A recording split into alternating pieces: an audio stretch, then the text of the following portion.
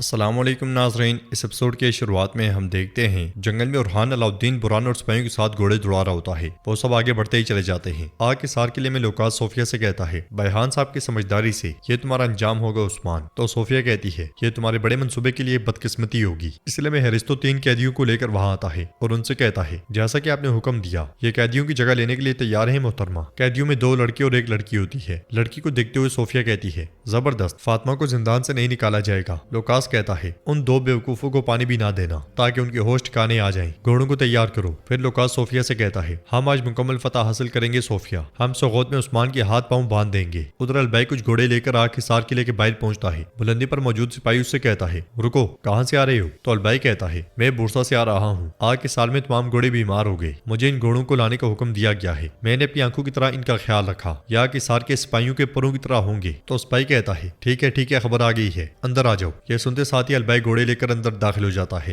ادھر سردار کرا سے عثمان صاحب سے کہتا ہے، اگرچہ میں نے تم سے کہا کہ ایسا مت کرو، آگ کے سال میں مت جاؤ، اس طرف مت بڑھو، لیکن تم نے ایک نہیں سنی۔ یہ اب سب پہ واضح ہو چکا ہے کہ جو ہماری باتوں پر دھیان نہیں دیتا وہ ایسی حالت سے دوچار ہوتا ہے کہ وہ بول بھی نہیں سکتا۔ کافروں نے تم سے تمہاری بیٹی کی جان کے بدلے کیا مانگا؟ انہوں نے تمہاری ریاست کا ستون یعنی کہ سوغوت تم سے مانگا۔ اب میں تمہیں آگاہ کر رہا ہوں۔ عثمان صاحب غصے سے کہتے ہیں، مدعے کی بات کریں کرا سے صاحب۔ جواباً سردار کرا سے کہتا ہے، سوغوت جو کہ ترکوں کا وطن سمجھا جاتا ہے، اسے کفار کے حوالے کرنا سب سے بڑی غفلت میں سے ایک سمجھا جائے گا۔ اور اعلان کرو کہ تمہاری ریاست اور تمہارے سردار میرے تابع ہیں۔ ایسا کرو تاکہ میں اپنے پاس موجود ہر چیز کے ساتھ تمہارے پیچھے کھڑا ہو سکوں۔ اس طرح تم سوغوت کھونے سے بھی بچ جاؤ گے اور اپنے بچوں کی جان بھی بچا لو گے۔ مگر عثمان صاحب کہتے ہیں، آپ ایک ایسے سردار ہیں جس نے بہت سے کافروں کے ساتھ تعاون کیا، کیا میں اب آپ کے ساتھ اتحاد کروں گا؟ ہاں؟ تو کرا سے کہتا ہے، سرداران آپ دیکھ رہے ہیں نا کہ کون مخالفت چاہتا ہے اور کون اتحاد۔ عثمان صاحب کہتے ہیں، آپ یہ کہہ رہے ہیں کہ اگر ہم آگ کے سار کی طرف چل پڑے تو ہم آپ کے مخالف بن جائیں گے؟ ہاں؟ تو سردار کرا سے کہتا ہے، اور تم نے اپنے جرم کو دیکھے بغیر یہ کہا کہ ہم آگ سار لینے کے بعد آپ سے نمٹ لیں گے۔ عثمان صاحب کھڑے ہو کر کہتے ہیں، ہاں ایسا ہی ہے، میں اب بھی اپنے الفاظ پر قائم ہوں۔ تو سردار کرا سے کہتا ہے، تم ایسی جنگوں کے پیچھے بھاگ رہے ہو جو تم کبھی نہیں جیت سکتے عثمان۔ ان جنگوں کے نتیجے میں تم اور تمہارے پیچھے چلنے والوں کا خاتمہ ہو جائے گا۔ یہ کہتے ساتھ ہی سردار کرا سے پلٹتا ہے تو عثمان صاحب کہتے ہیں، میں اور وہ لوگ جو میرے پیچھے کھڑے ہیں آپ کے لیے کافی ہیں۔ یہ سنتے ساتھ ہی سردار کرا سے خیمے سے نکل جاتا ہے۔ آگ کے سار قلعے کے سامنے ارحان سپاہیوں کے ساتھ جھاڑیوں میں چھپا ہوتا ہے اور کہتا ہے، قلعے کا دروازہ کھل گیا ہے۔ اگلے علم میں لوکاس اور صوفیہ وہاں سے نکلتے ہیں اور ان کے ساتھ وہ 3 قیدی بھی ہوتے ہیں جن کے چہرے ڈھکے ہوتے ہیں۔ ارحان اور اس کے ساتھی بڑے غور سے قیدیوں کو دیکھتے ہیں۔ جرکتائی کہتا ہے، قیدیوں کے چہرے ڈھکے ہوئے ہیں، ہم انہیں کیسے پہچانیں گے؟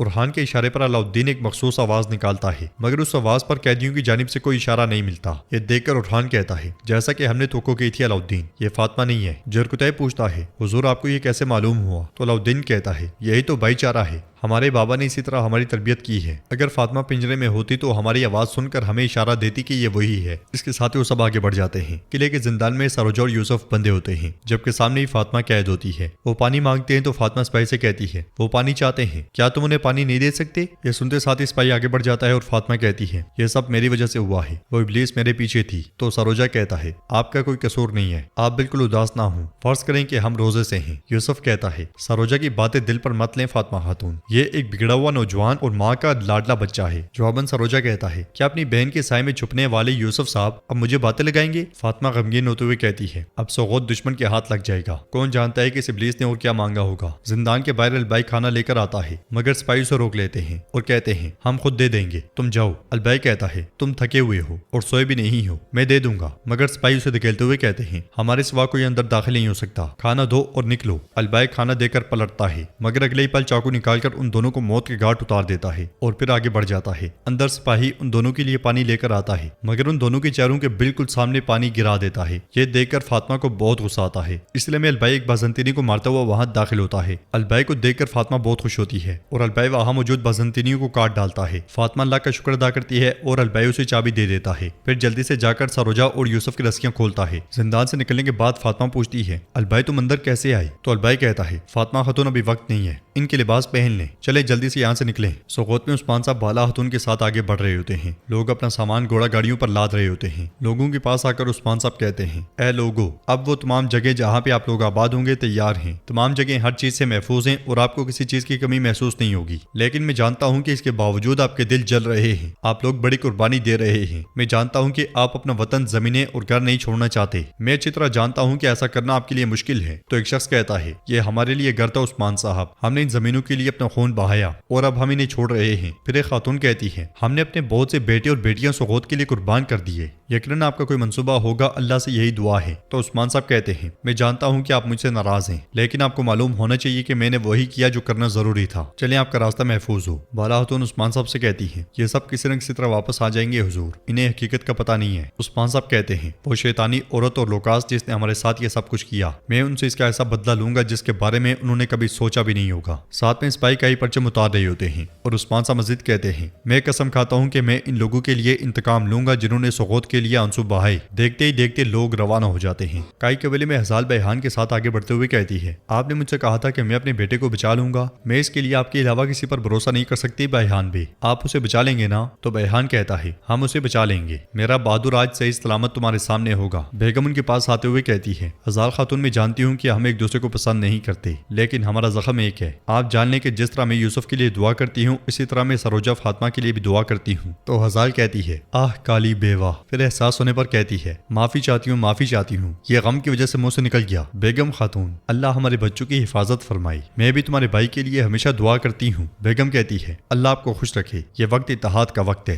ہزال اسے پیار سے تھپکی دیتی ہے۔ ادھر بازنطینی لباس میں ملبوس اور خان اپنے سپاہیوں کے ساتھ آگ حصار قلعے کے باہر پہنچتا ہے اور بلندی پر موجود سپاہی سے کہتا ہے جلدی سے دروازہ کھولو، کماندار لوکاس نے ہمیں یہاں بھیجا ہے، انہیں خبر ملی ہے کہ عثمان اپنے قیدیوں کو بچانے آئے گا، ہم قلعے کو محفوظ بنائیں گے، چلو جلدی کرو۔ مگر سپاہی کہتا ہے یہ کماندار لوکاس کا آخری حکم تھا کہ جب تک وہ خود نہ آئیں دروازہ مت کھولیے گا۔ بوران کہتا ہے اگر آپ دروازہ نہیں کھولیں گے تو آپ اپنی جان سے اس کا بدلہ چکائیں گے، وہ قیدیوں کو بچانے آئیں گے، کیا آپ نے سنا نہیں؟ اس کے باوجود سپاہی کہتا ہے یہاں تک کہ اگر کماندار لوکاس کے سپاہی ہیں تو بھی یہ دروازہ نہیں کھلے گا۔ یہ سن کر جیرکتے پریشان ہوتے ہوئے پوچھتا ہے اب ہم کیا کریں گے شہزادے؟ تو ارحان کہتا ہے یہ دروازے ہر حال میں کھولے جائیں گے۔ اندر بازنطینی لباس میں ملبوس البائی چلاتے ہوئے کہتا ہے مدد کرو مدد کرو، قیدی بھاگ گئے ہیں، انہوں نے تمام فوجیوں کو مار دیا ہے۔ یہ سن کر جیرکتے سپاہیوں سے کہتا ہے ہم نے جو کہا وہ سچ ہو گیا ہے، جلدی سے دروازہ کھولو ورنہ سارے قیدی فرار ہو جائیں گے۔ ارحان کہتا ہے اگر قیدی بھاگتے ہیں تو آپ اس کے ذمہ دار ہوں گے۔ یہ سنتے ساتھ ہی سپاہی کہتا ہے دروازہ کھول دو۔ دروازہ کھلتے ساتھ ہی ارحان سپاہیوں کے ساتھ قلعے میں داخل ہوتا ہے اور بلند آواز سے کہتا ہے قیدی فرار ہو رہے ہیں، ہر طرف پھیل جاؤ۔ فاطمہ، سروجہ اور یوسف کے آتے ساتھ ہی البائی انہیں لے کر ایک طرف نکل جاتا ہے۔ اس لیے میں ارحان سپاہیوں کے ساتھ ان کے سامنے پہنچتا ہے، ایک دوسرے کو دیکھ کر وہ بہت زیادہ خوش ہوتے ہیں، مگر وہ جیسے ہی آگے بڑھتے ہیں ایک بازنطینی فاطمہ کے گلے پر تلوار تان لیتا ہے اور کہتا ہے اپنے منہ سے یہ اتارو، میں تم سے کہہ رہا ہوں کہ اسے اتارو۔ وہ زبردستی فاطمہ کا چہرہ عیاں کرنے کی کوشش کرتا ہے تو بوران کا چھوڑا ہوا تیر اس کی گردن سے آر پار ہو جاتا ہے۔ ارحان کہتا ہے ڈھال بناؤ سپاہیوں۔ اگلے لمحے وہاں پہ تیر اندازی شروع ہو جاتی ہے۔ ارحان اور اس کے ساتھی یکے بعد دیگرے بازنطینیوں کی لاشیں گراتے ہی چلے جاتے ہیں اور بلندی پر موجود سپاہیوں کو مارنے کے بعد تلواریں لے کر ان پہ چڑھ دوڑتے ہیں۔ ان سب کے ہاتھوں بازنطینی مسلسل کٹتے ہی چلے جاتے ہیں۔ سروجہ، فاطمہ اور یوسف بھی اپنا بھرپور انتقام لے رہے ہوتے ہیں۔ سروجہ ایک کو ڈھونڈتے ہوئے کہتا ہے کہاں ہے وہ بے غیرت جس نے مجھے مارا اور تشدد کیا؟ یہ کہتے ساتھ ہی وہ پھر سے ان پہ ٹوٹ پڑتا ہے۔ ارحان کی ہلے میں کئیوں کو کاٹ ڈالتا ہے اور اللہ اکبر کا نعرہ بلند کرتا ہے۔ پھر سپاہیوں سے کہتا ہے جلدی سے گھوڑے لاؤ۔ جیرکتے آگے بڑھتے ہوئے بہت سو کو پچھاڑ دیتا ہے اور سب کو مارنے کے بعد بہت زیادہ خوش دکھائی دیتا ہے۔ تو ناظرین اس کے ساتھ ہی ایپیسوڈ بھی اختتام پذیر ہوتی ہے۔ اگر آپ کو ویڈیو پسند آئے تو ویڈیو کو لائک کر دیں، چینل کو سبسکرائب کریں اور بیل آئیکن پر کلک کرنا مت بھولیں۔ انشاءاللہ ملتے ہیں نیکسٹ ویڈیو میں، تب تک کے لیے رکھیں اپنا اور اپنوں کا بہت زیادہ خیال۔ اللہ نگہبان۔